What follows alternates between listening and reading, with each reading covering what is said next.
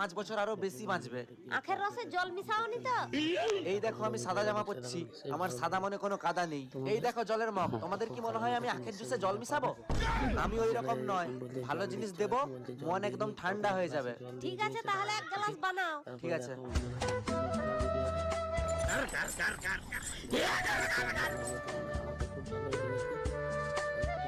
ধরো। আখের রসটা মিষ্টি লাগেনি কেন? মিষ্টি লাগেনি? ধুর, এরকমটা হতেই পারেনি। তোমার মনে হয় মুখের স্বাদ নষ্ট হয়ে গেছে। এই যে দাদা, তুমি এক গ্লাস খেয়ে দেখো তো কত মিষ্টি লাগেনি। ঠিক আছে, এক গ্লাস দাও। আর যদি না মিষ্টি লাগে 1 টাকাও দুবনি। ঠিক আছে। रुको जरा सबर करो।